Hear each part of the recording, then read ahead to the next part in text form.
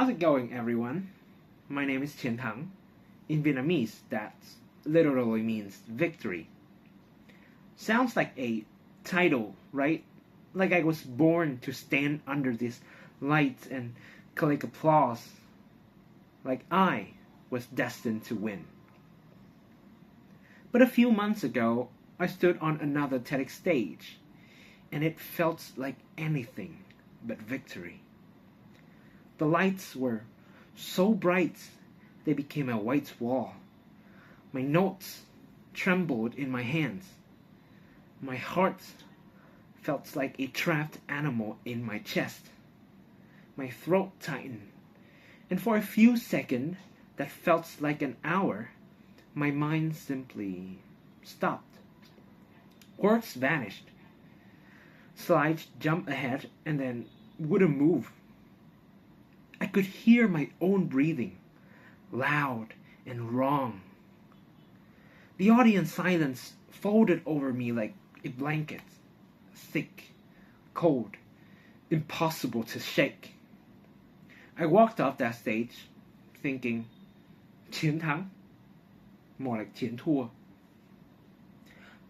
Growing up, I was no stranger to that feeling.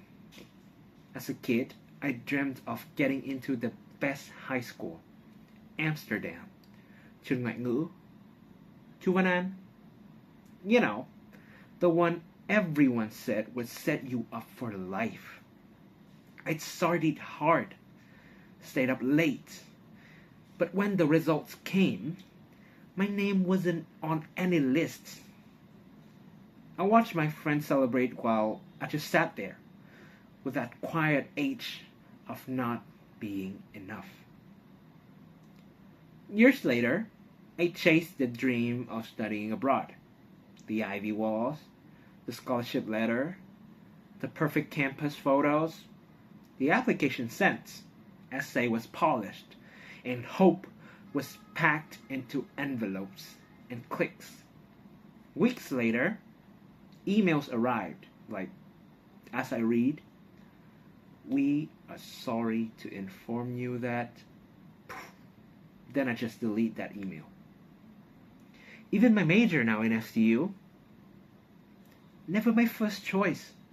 It's like I was always reaching for the gold, but landing somewhere much less shiny.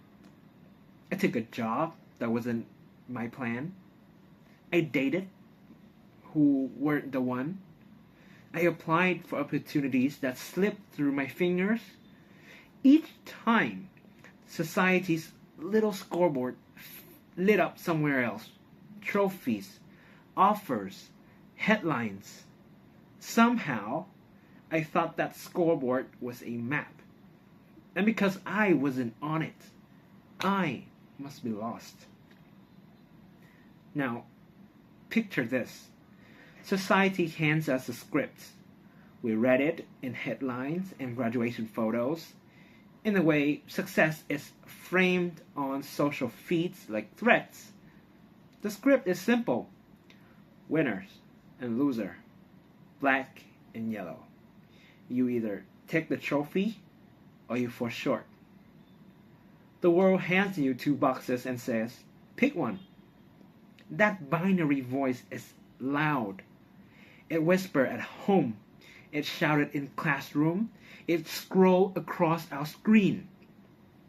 It makes losing feel like an identity rather than an event. For years, I read that script without question. Every failure felt like the evidence of you are not enough. Just like the lyrics of ABBA, the winner takes it all, the loser has to fall. That line cuts cleanly. A winner on high, a loser falling away. But if that fall is not an erasure, but a movement through something else? What if falling is the moment light meets a different surface and everything changes? Imagine a beam of white light. It took simple, pure, unremarkable sight. But pass it through a prism, and suddenly it explodes into a spectrum of colors, reds, blues, greens, all vibrant and alive. That's exactly what failure does to us. It's not the end. It's the prism that reveals who we really are. In that botched TEDx talk, it wasn't just a loss. It forced me to look at myself. Really look. I realized I'd been chasing a single definition of victory, but my so-called failures were splitting that light into something far more beautiful. Let's rewind to that high school rejection.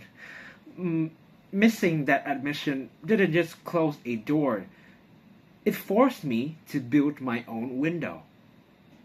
I had to get creative, find my own way to learn, to grow. I built skills I wouldn't have if I'd followed the winner's roadmap, like how to pivot when the plans collapse, or how to connect with people who feel the same stings of not enough. All with the mindset, make the best out of every situation. And again, that TEDx stage disaster, it taught me vulnerability. And I started sharing my story with my friends, with people around me. And instead of judgment, connection was what I found. They shared their own losses. And suddenly, we were all a little less alone. This isn't just my story. Think about the world around us. We are obsessed with winners, the billionaires entrepreneur, the perfect student. But the spectrum is wider than that. J.K. Rowling, she was turned down by 12 publishers before Harry Potter became a global phenomenon. Or SpaceX of Elon Musk. The rocket didn't just fail, they exploded. Yet, those failures were their prism, refracting their potential into breakthroughs that changed the world. Even science backed this up.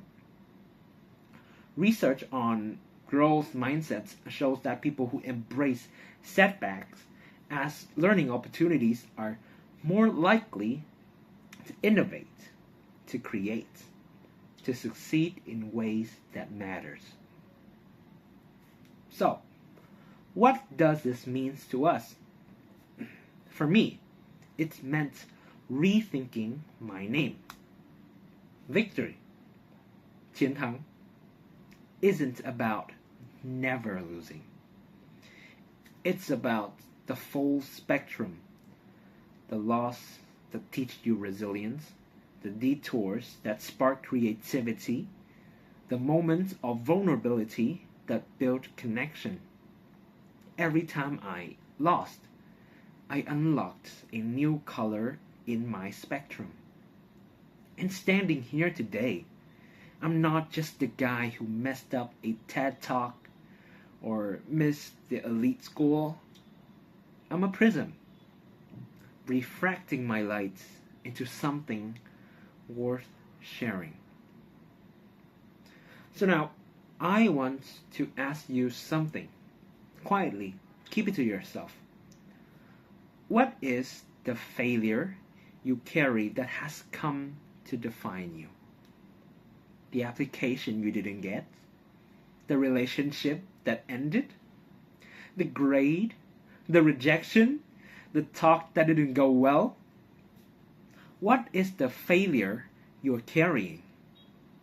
The one you think define you as less? What if it's not a dead end, but the lens that reveals your spectrum? This is the power of Prism. We are not just winner or loser. We are a dazzling array of colors. Each failure's adding a new hue to who we are. So, Share your story, embrace your losses, let them refract your light. My name is Chiến Thắng, and I have spent my life excelling at losing. But through that, I've unlocked my spectrum. Now it's your turn. Shine your color, and let's light up the world together with our own colors and lights.